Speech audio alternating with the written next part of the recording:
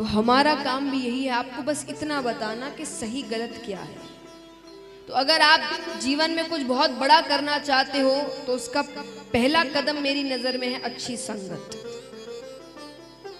क्योंकि देखिए, भगवान को शायद हम पर इतना भरोसा नहीं था, इसलिए भगवान ने सब कुछ करके दिया है।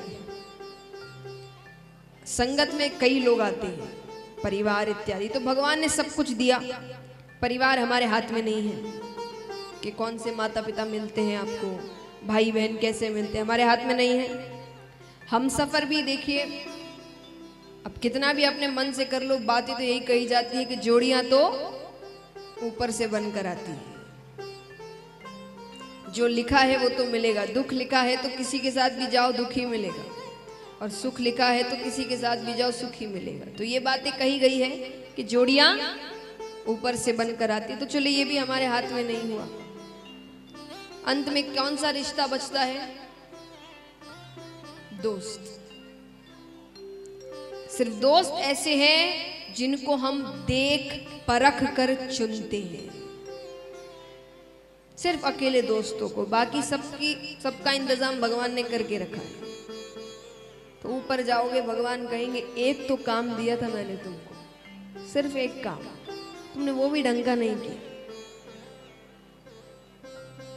अच्छा लगेगा? एक काम दिया भगवान ने, हमने वो भी अच्छे से नहीं किया। एक मित्र तो हमको भगवान ने बस ढूंढने बोले थे, हमने वो भी अच्छे नहीं ढूंढे। और फिर भगवान से कहेंगे कि भाई हमारे जीवन में कुछ अच्छा नहीं हुआ, तो भगवान कहेंगे जिन लोगों के बीच रह रहे हो वही अच्छे नहीं है। तो जीवन में अब एक बात बताइए, अगर आप ऐसे लोगों के बीच रह रहे हैं जिन के जीवन का मूल मंत्र ही है कि मजे करना, एक ही तो जीवन है, आराम करो, घूमो फिरो, तो फिर वही होगा। क्योंकि घूमना फिरना कब तक करोगे? जब तक पिता पैसे दे पा रहे हैं, जब उनके पैसे खत्म तब। क्योंकि जिस समय तुमको मेहनत करनी चाहिए तब तो तुम पैसे उड़ा रहे थे। फिर जब खुद के पैसे उड़ाने का समय आता है, क्योंकि समय तो भगवान वो भी देंगे, भगवान कहते हैं अच्छे से कमाओगे तो एक उम्र आएगी जब तुम भी अपने पैसे उड़ाओगे। कहते हैं कि पिता के पैसों पर क्या घमंड करना, पिता के पैसों पर क्या घमंड करना। घमंड तो वो हो कि पैसे आपके और पिता घमंड करे। ये घमंड करना ही है तो ऐसा करो ना। उम्र होती है हर चीज की, विद्यार्थी जीवन माना गया सिर्फ पढ़ाई और मेहनत के लिए। उसके बाद पैसे कमाए, अपने मन से जहां मर्जी वहां उड़ाओ, खूब आनंद लो। लेकिन जब असल में आनंद लेने का समय आता है तब हमारे पास, क्योंकि उससे पहले पढ़ने के समय बड़े आनंद ले लिए हमने, तो भगवान कहेंगे भाई दोनों हाथों में लड्डू तो मिल नहीं सकते, हो गए तुम्हारे आनंद के दिन खत्म। फिर जिस समय हम उन बच्चों का मजाक उड़ा रहे थे जो दिन भर पढ़ते थे, काम करते थे, पता चला वो हमसे बड़े आगे निकल गए।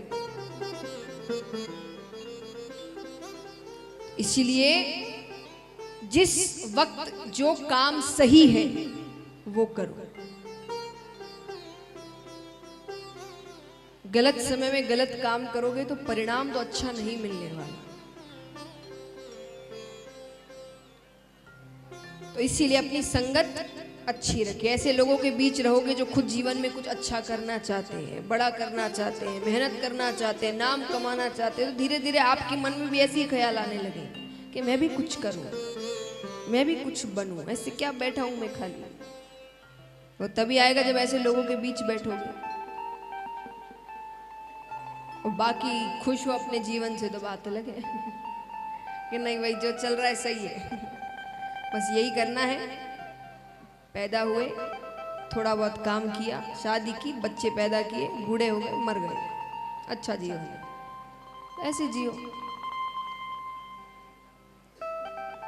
तो विश्वास किस बात का है कि इस कथा में किसकी संगत है? मुझे बताइए, मुझे इस कथा में किसकी संगत है?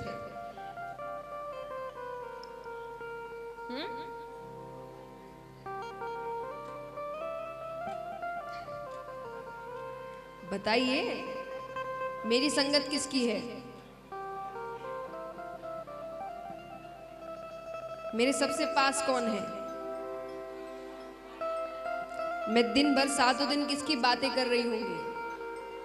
मेरी संगत कौन है? भगवान। भगवान की लीलाएं, उनकी बातें। तो विश्वास क्या है कि अगर ये साथ है तो सब काम भले ही भले होंगे, यानी कथा अच्छी ही अच्छी होगी। तो यही विश्वास लेकर बैठी हूं। तो प्रार्थना यही है कि अगर 7 दिनों में कोई बात अच्छी ना लगे, आपको बुरी लग जाए, तो घर का बालक समझकर क्षमादान दे दीजिएगा। क्योंकि घर के बच्चे कैसी भी भाषा बोले अच्छे ही लगते हैं। छोटा सा बच्चा अस्पष्ट बोलता है, तोतली भाषा बोलता है, आधी बातें समझ ही नहीं आती, फिर भी प्यारा ही लगता है।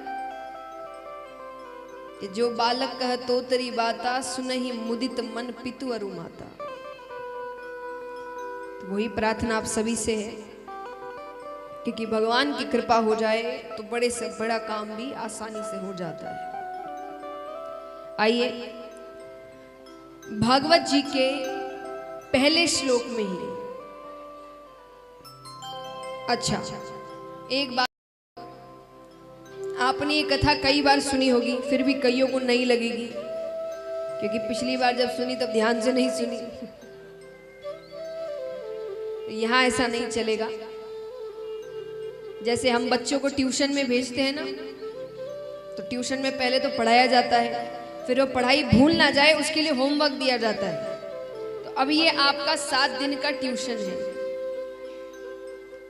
तो 3 घंटे तो आपको पढ़ाया जाएगा, उसके अलावा आपका होमवर्क है कि जो भी बातें हो रही हैं, जो भी कथाओं की लीलाएं बताई जा रही है, वो दूसरे दिन मैं आपसे शुरुआत में पूछूंगी कि पहले दिन कौन कौन सी कथाएं हुई। और जब तक आप सभी कथाओं के बारे में नहीं बताएंगे, तब तक उस दिन की कथा आरंभ नहीं होगी। तो मतलब आपको ध्यान से सुनना पड़ेगा, घर जाकर रिवीजन भी करना पड़ेगा। तो अब जिस प्रसंग में हम प्रवेश कर रहे हैं, आज ज्ञान की बातें ज्यादा है, तो थोड़ा आपको ध्यान से सुनना पड़ेगा। उत्सव ये सब कल से शुरू होंगे। कल से हर दिन आपके लिए विशेष आकर्षण है, उत्सव है, लेकिन आज ज्ञान की बातें हैं। तो सुनिए सभी ध्यान से। आइए, जिस प्रसंग में हम प्रवेश कर रहे हैं उसको कहते हैं श्रीमद् भागवत का महत्तम। क्या कहते हैं? महत्तम यानी महत्व। क्या महत्व है इसकी, महिमा क्या है? पहला श्लोक सुनते हैं। सच्चिदानंद रूपाय विश्वोत्पत्त्यादि हेतवे तापत्रय विनाशाय श्री कृष्णाय वयं नुमः।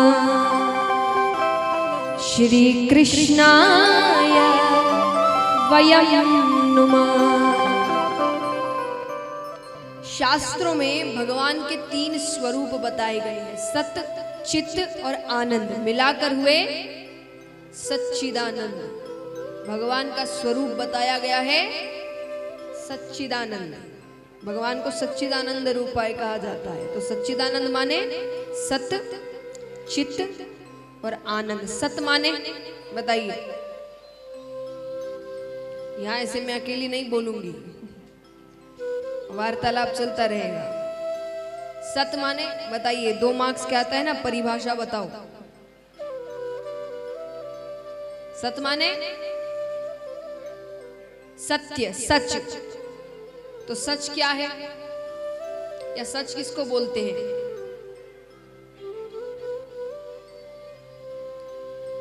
ऐसे मिलिए नंबर आपको। सच माने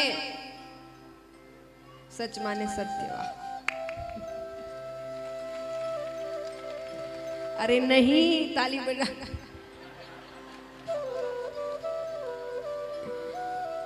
मैं परिभाषा पूछ रही हूं। सच माने सत्य, सच माने सत्य, ऐसे थोड़ी। ये तो वो बात होगी, सास माने सासू, सासू माने सास, और सबको ही पता है वो तो। सच की परिभाषा क्या है? कोई बात सच है कैसे मानते हैं? जो कभी बदलता नहीं, अडिग रहता है, वो सत्य होता है।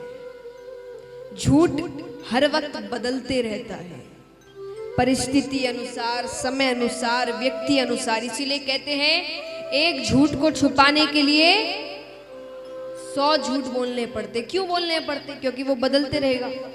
परिस्थिति, समय, हर व्यक्ति को एक ही झूठ बोल भी नहीं सकते। लेकिन सच कभी बदलता नहीं, वो हर वक्त एक ही रहता है। जैसे उदाहरण, आप, हम जन्म लेते हैं, छोटे से बच्चे हैं, तब भी हम ही हैं। बड़े हुए स्वभाव बदल गया, शरीर बदल गया, लेकिन हम तो हम ही रहे।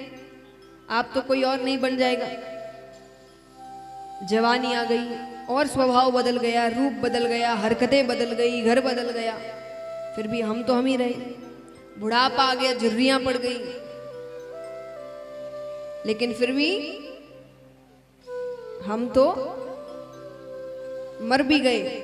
उसके बाद भी जो मरा है उसका वो तो वही है, वो बदला तो नहीं। तो सच कभी, बाकी चीजें बदल रही है, शरीर, स्वभाव, घर, परिस्थिति सब बदलता है, लेकिन हम कभी, तो सच कभी बदलता नहीं। तो इस दुनिया में ऐसा कौन है जो कभी बदलता नहीं? बताइए। भगवान। भगवान कभी, आप और हम यहां नहीं थे तब भी वे थे, आप और हम यहां हैं तब भी वे हैं, और आप और हम यहां से चले जाएंगे तब भी वे रहेंगे। वो कभी बदलते नहीं। तो आश्रय किसका लेना? जो बदले ना। अरे जो बदल जाए, आपको धोखा दे दे, उसका आश्रय लेकर क्या होगा? ये रिश्ते नाते सब